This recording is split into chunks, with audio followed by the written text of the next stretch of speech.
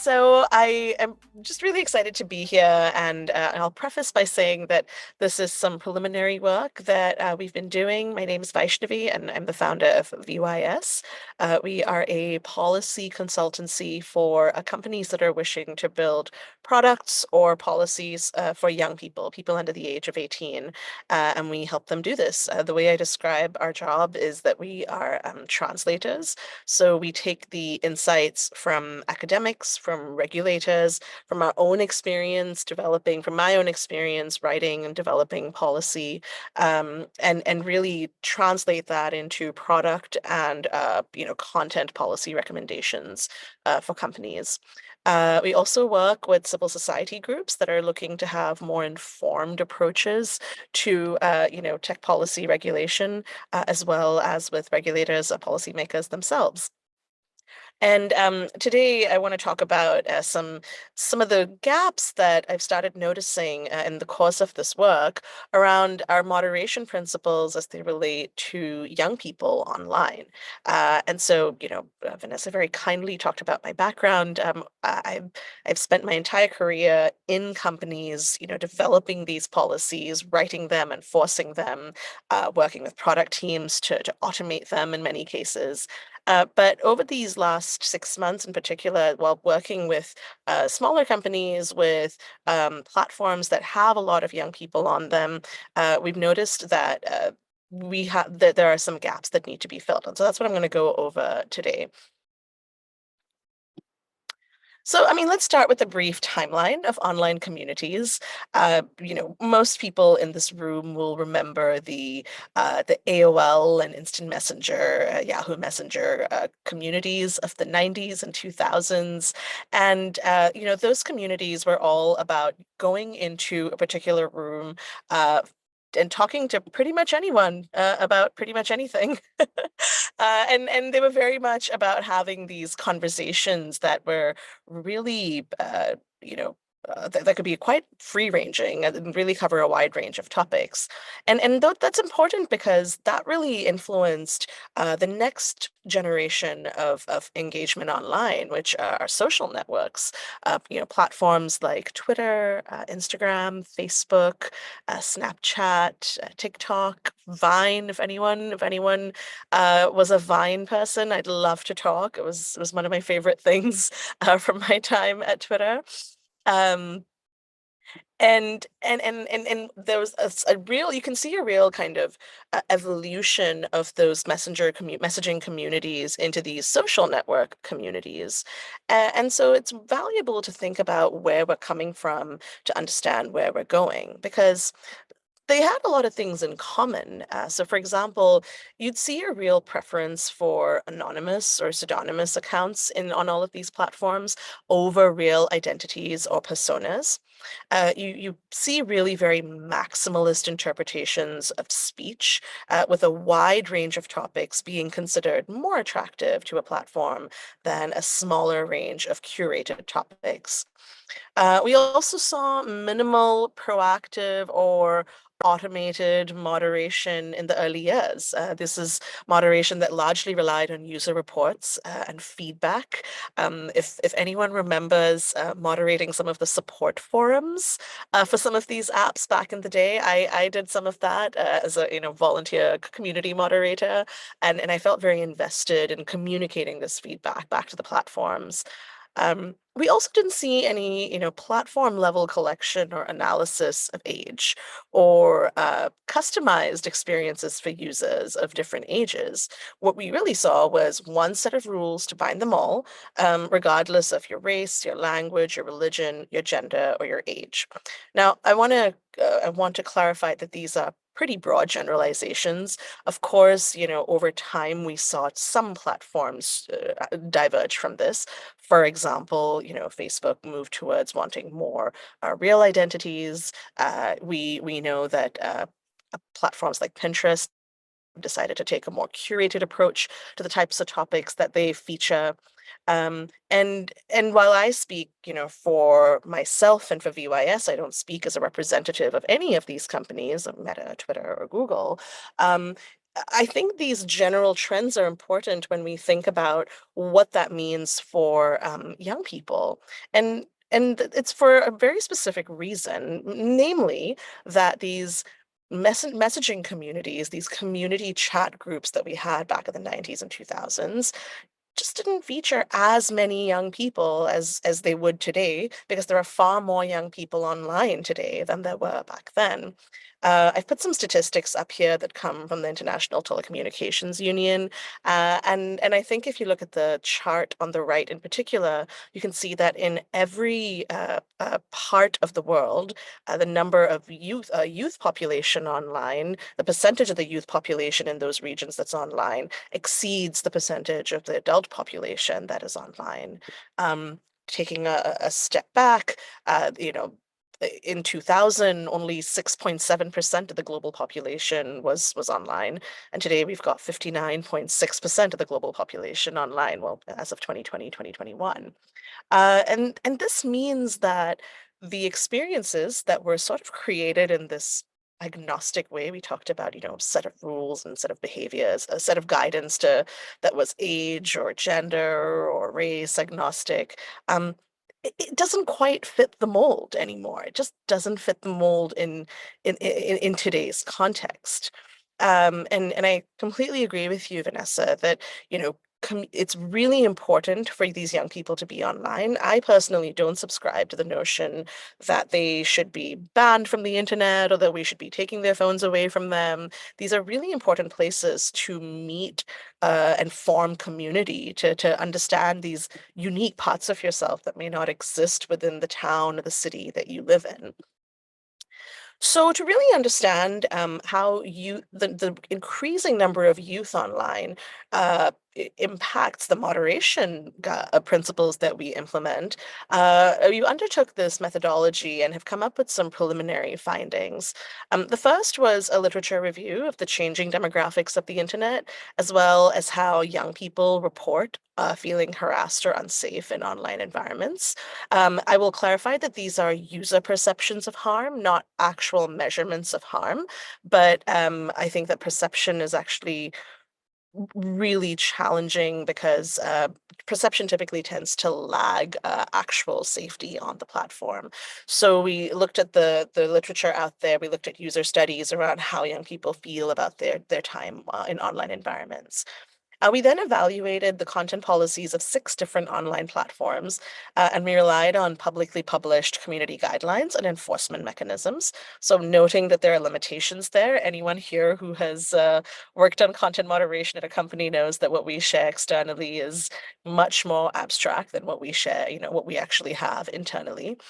And then we compiled examples of policy violations from interviews with young people, and we mapped them against the content policies to understand why those policy violations were occurring and whether the policies were being applied as in the spirit that they were intended, or if perhaps there was a gap in interpretation.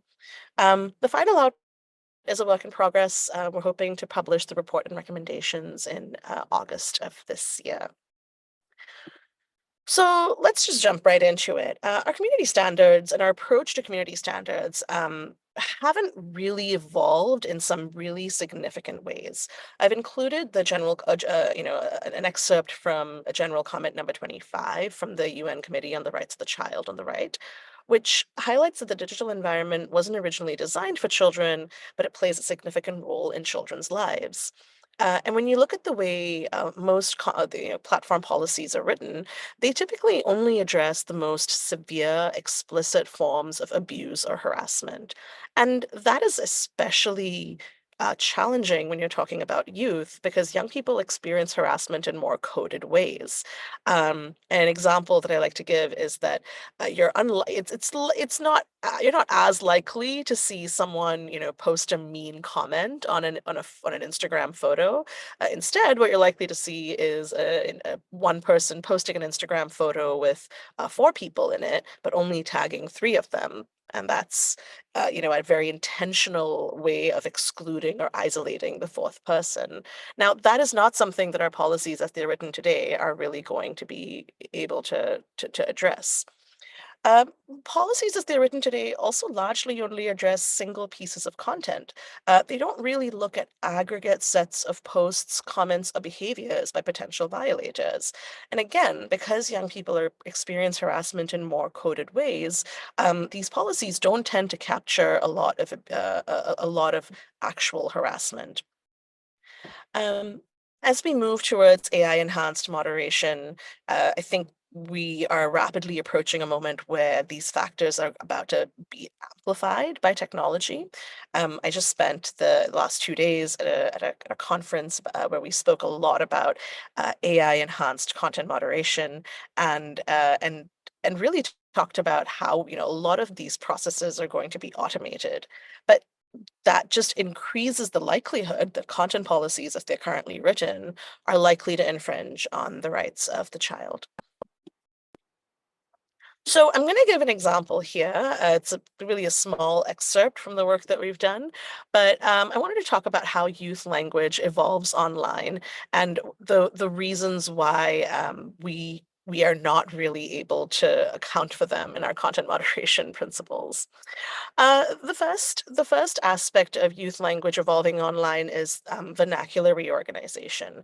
And this is the process by which children move from the language system that they learned from their parents to the language system that they learn from their peers around them.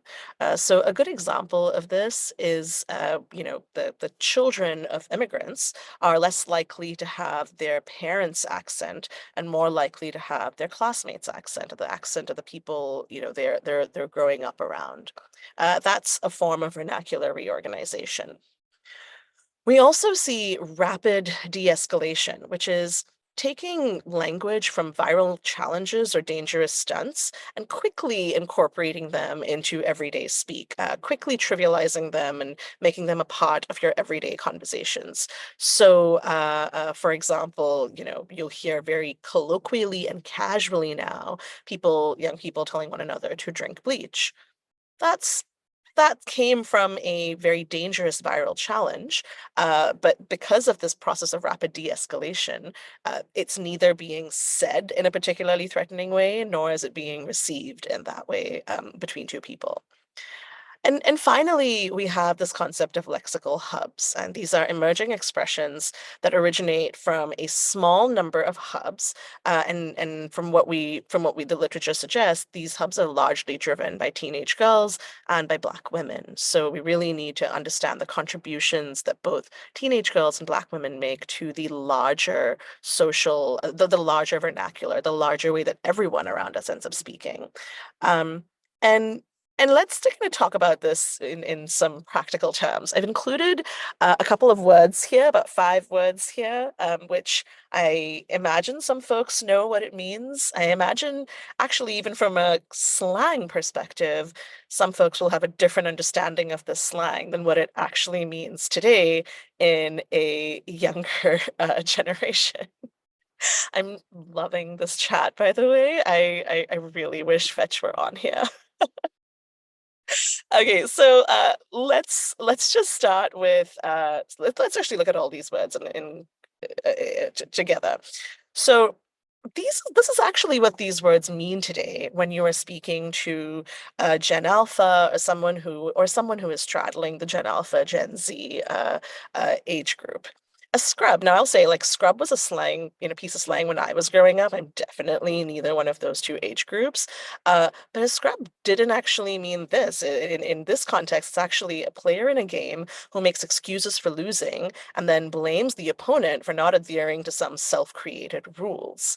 Now, that's not what a scrub was back in my day. It was a guy who was hanging out the passenger side of his best friend's ride, and he was trying to holler at you. Even from a slang perspective, like, it's just different slang today. And I think that's really valuable to know. Uh, think about the word grind. Now, grind is also slang that I had in my generation. Many of us have had in our time. It means something different today. It references working hard for long periods of time, and it's sometimes used to describe a society that demands too much of its citizens. For example, grind culture. Um, oh, sorry. We also have some more very distinctive terms that are very distinctive to youth today. Words like Rizzler and Goblin. Rizzler is someone, typically a cis male, that's typically who is being referred to, who possesses a large amount of charisma or riz and uses it to persuade girls into doing what he wants. A goblin, which by the way, I love this term, and I think it will I'm going to significantly incorporate it into my life. It's a person who engages in lazy or self-indulgent behavior, spends all day in bed. Um, and finally, I think blackout. Um, I think with blackout, it's a challenge where, of course, I think children try to choke themselves to the point of temporary unconsciousness. Um, and and these terms have meanings that as content moderators, we probably at some point would have developed policies around. But because their meanings are changing so quickly, thanks to vernacular reorganization, rapid de-escalation, and lexical hubs, our policies frequently just aren't living up to them and aren't kind of aren't actually treating them with the same degree of severity as they should be. And what does this mean in practice? When we talk to young people in global majority countries, um, the fact that our current policies are really written, in an age agnostic way, mean that young people actually don't feel very protected by them. In this really great study from Plan International, The State of the World's Girls, that came out in 2020, young people in global majority countries increasingly describe feeling harassed when they receive critical commentary about their appearance or opinions, even if it's not an explicit threat or explicit abuse. I've included some examples here of the kinds of behaviors that young people describe as making them feel unsafe online. And I think, as folks read these, most of these would probably not be a violation of our policies. And that's challenging because harassment in a youth context also includes being called mean names, being deliberately excluded from being tagged or mentioned, or being the subject of a rumor, a rumor that doesn't necessarily, violate our policies. If you say that, oh, I heard that this person skipped school for 5 days in a row, and everyone spreads that rumor, that content and on its own simply just wouldn't, trigger any of our policy violations. I want to flag that I'm going to be talking about content related to suicide and self-injury in the next couple of slides. And so if that is concerning or triggering for anyone, I just want to give you a heads up so that you can choose to, whether you want to stay within the conversation. It'll be about the next 3 slides, and then we'll move on from the topic. Okay, so let's look at this case study. The term KMS. This term stands for kill myself, which a lot of our policies would find violative. Violative not necessarily in the sense of banning the user, but violative in terms of hiding the post, downranking it, potentially removing it, sending resources to the person who has posted it, and so on. But as we can see here, this term can be used in a wide number of contexts. I've included a couple of these here. Now, of these three, um, it's interesting to think about how today's content policies would actually treat these cases. If you look at three platforms, I just used 3 platforms, even though we did an analysis of 6. Um, uh, on X, the likely outcome would be that the content would be removed, and you would have a strike issue that may eventually lead to a permanent ban. On Meta and Snap, that's likely to be the case as well. I say likely outcome because we are looking only at the external policies. We're not looking at the internal enforcement mechanism. And that's a significant gap, as folks might know. And what this means that is at best, some of our content moderation policies are ineffective, but at their worst, they're actually pretty harmful. If you look at the spectrum on the ineffective side, you have these false positive cases that are crowding moderation cues that are preventing real harms from actually being addressed. And sometimes when we send resources to someone who's saying, KMS, Jungkook looks so cute, that can really sound tone deaf. And it means that youth users are likely to dismiss other important communications from platforms when platforms reach out to them.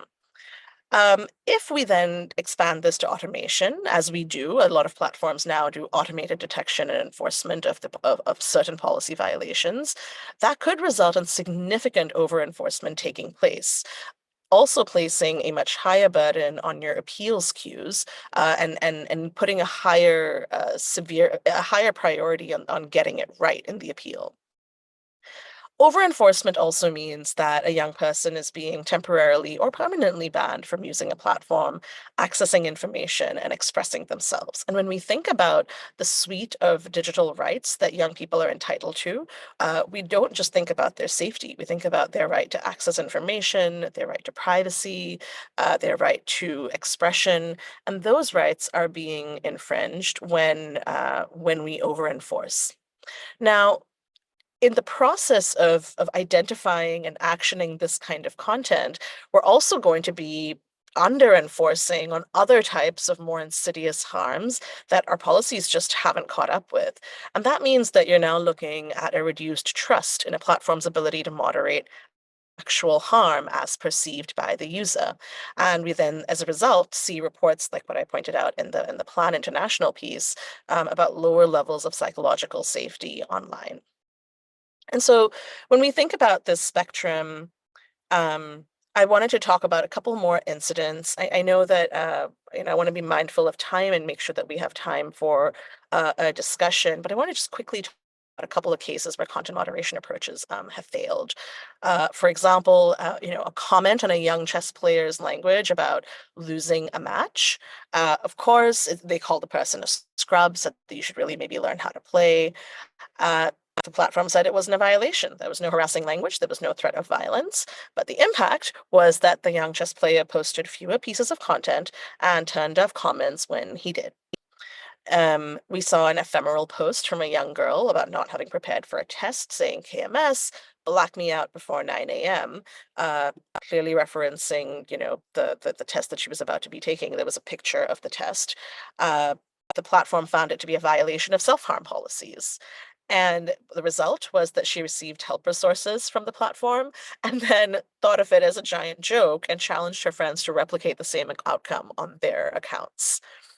A couple more incidents here, a DM to a young non-binary person who was experimenting with different makeup looks, telling them to stop trying to look like a girl.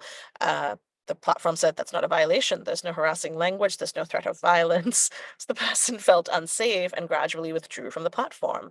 And so there are some real, very tangible, chilling effects that we see when content moderation principles just don't keep up with the way that young people are actually behaving and using our services online. I have spoken about automated moderation, so I won't spend too much time on it, so that we have some time for questions. But I think this won't be a surprise to anyone that as language rapidly evolves, automated content moderation is not currently able to keep up. Now, we don't have any data from language vendors about how often they update their classifiers. We know that some types of language may not trigger moderation, and other types of language used in a non-violating context might trigger over moderation. And I'm happy to talk about this a little more during the Q&A if folks are curious. So what are the recommendations? We've talked about how everything is terrible for a while now. The recommendations. I think we need to consider the impact of policy changes, enforcement updates, and in-app education. These are kind of the three pillars we need to address when reworking our content moderation policies. The good news is that several third-party apps have started building tools that both allow platforms to target specific segments of users with interventions. But we are going to need a combination of policy, enforcement, and education. And in practice, what this looks like is this. For policies, we need platforms to evaluate the aggregate impact of the content and the norms among younger users. We need them to regularly incorporate youth and expert feedback into their content. And actually, we publish a monthly youth tech policy newsletter called Choir. And last month, we actually published some of the findings around how companies can avoid the trap of performative engagement and truly incorporate youth feedback into every stage of the policy and product development process. On the enforcement side, we also need strike thresholds to be reconsidered for younger users, considering the fact that we frequently get it wrong when it comes to them. They need to have more opportunities to reverse strikes by engaging in on-platform educational experiences, and content moderators should be tasked with surfacing trends in these enforcement among users for a possible re-evaluation of content policies. At the moment, and depending on the company, this might vary, but generally speaking, when we're having these calibration sessions between ops teams and policy teams, we're not actually disaggregating the data by age. Sometimes we do it by gender, sometimes we do it by race if somebody points out that there might be, bias. But we need to regularly be disaggregating the data by age and identifying any trends in enforcement. We also believe that younger users should have the option for their account to be reviewed for reinstatement within 12 months of a permanent ban, because they are significantly growing in those years on a year-to-year basis. And I think this is a stronger way of securing their rights. And then finally, from an education perspective, platforms should require youth users to go through in-app experiences, educational experiences, when they violate a policy. And with successive violations, the penalties can grow more severe, but youth strikes also should expire after a specified time period. But with that, these are just preliminary findings, so I'm really excited to hear any feedback or comments or thoughts. We'll be finalizing this work over the next couple of months. And in the meantime, if you want to learn more about VYS or what we do, here are some links that might be helpful. So thank you. Thank you so much, Vaishnavi. That was fantastic. I feel both much more wise and sagely, and also much older. As one of those folk who, like yourself, was moderating and managing sort of, IRCs and BBSs, Yeah. it's a lot, and it really hasn't been that many years, but it does. Gosh, yeah, it's a while. But this is fantastic. I think whether it's a very simplistic version of this in terms of a community manager or a moderator wanting to make sure that they are the language of their community governance, the language of their guidelines or policies is tonally, contextually suitable for their actual cohort, and not a page of legalistic speak that's no one's ever going to read, let alone Yeah. there's some really cool work happening in that space to really be very creative and innovating in the presentation of that guidance now to those communities, so that it really fits the context, video formats, TikToks, Reels, etc., which is fantastic. Whether it's that sort of an implementation all the way through to what you're talking about in terms of platform macro level governance, this is such an important gap to start to address. And I think the work you're doing is amazing in this. And I'm really excited to see how it unfolds as your research continues.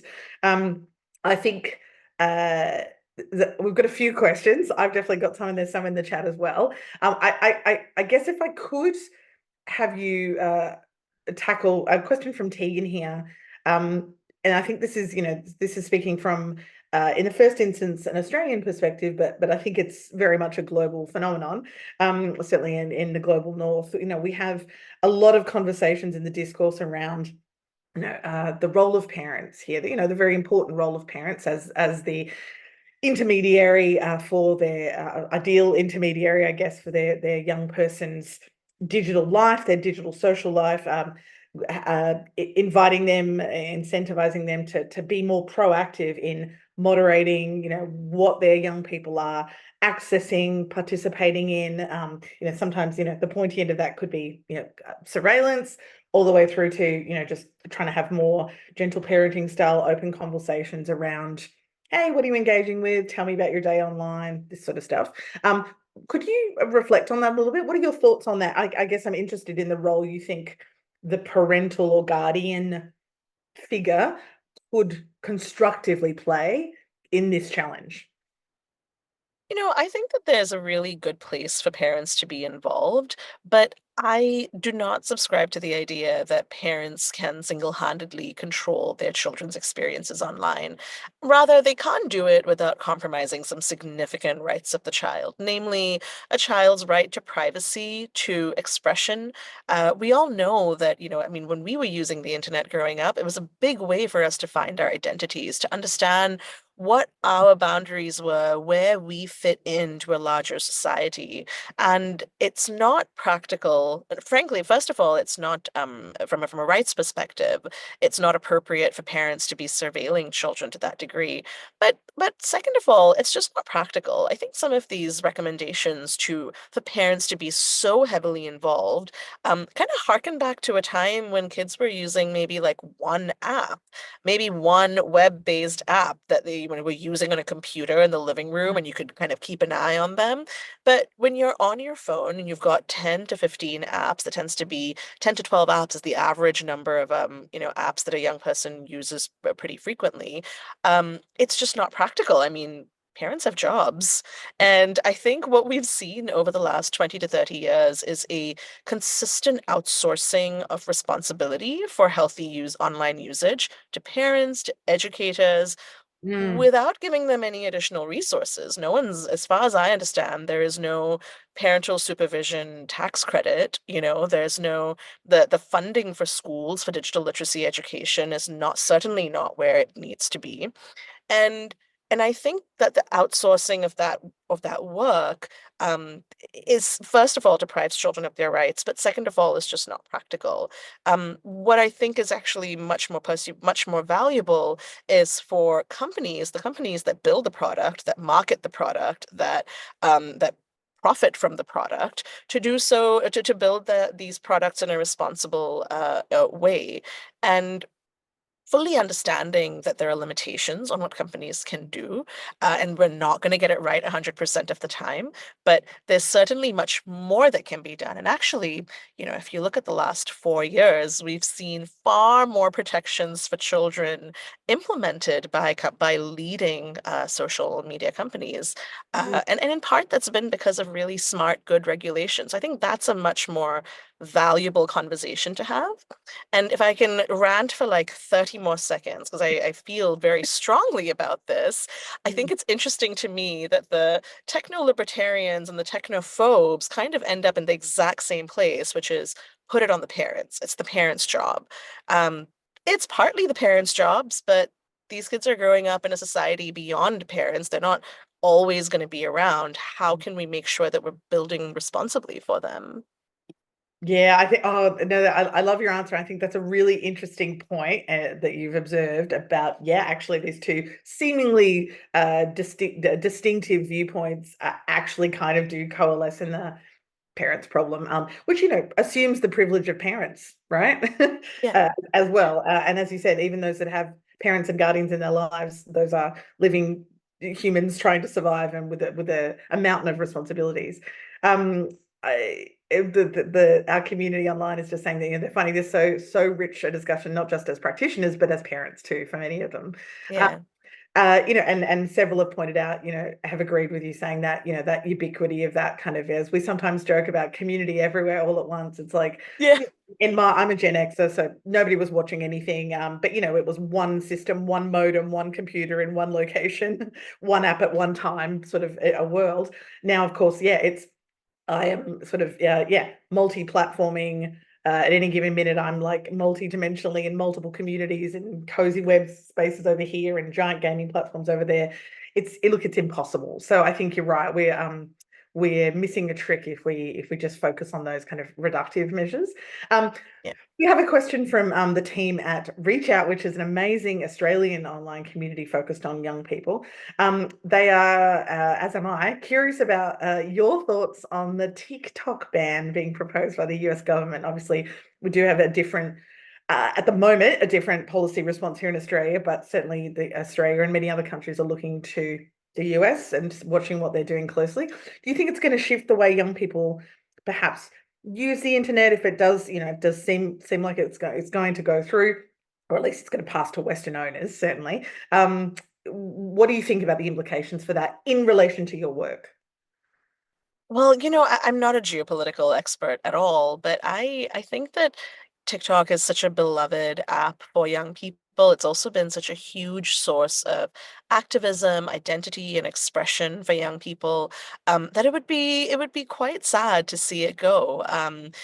Perhaps the new owners would be able to maintain that spirit of the app, but we actually have some precedent to think about this. So I think I mentioned before, I publish a monthly youth tech policy newsletter, and it's all about kind of youth policy. And back in 2021, the Indian government banned TikTok from India.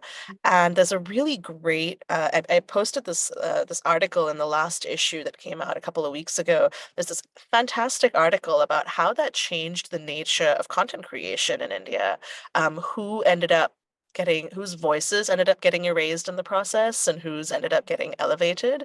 So if folks are curious, I don't have the link in front of me now, but if you go to that newsletter link and you look at the last issue, there's a link at the bottom to that article, and it's a great read. Excellent. Thank you. We'll make sure everybody connects with that.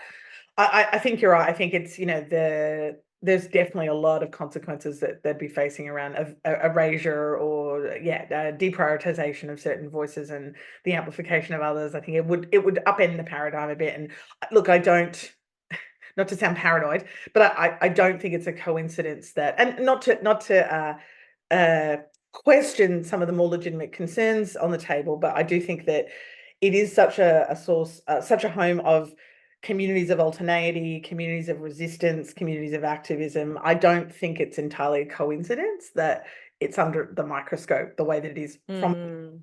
perspective. And I too am far from a geopolitical expert, but I think it's very interesting. It's clearly very powerful, the fact that it's come under such scrutiny.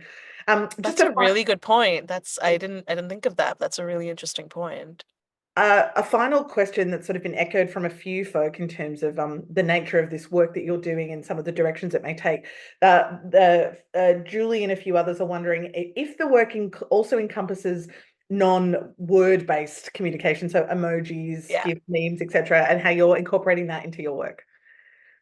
So this piece of research doesn't incorporate emojis, mostly because just emojis are like their own, really truly their own language.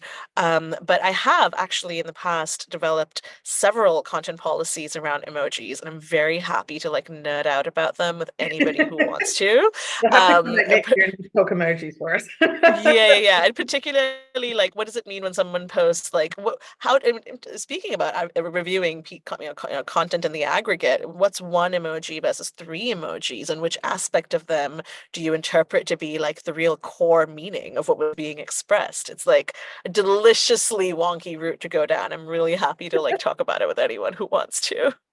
Oh, I love it. We would love that. We will definitely pick up that conversation. Here in Australia, where we have quite a lot of regulation around our social media spaces, for example, our defamation laws, and an assumed liability of anyone convening an online community in any platform around that.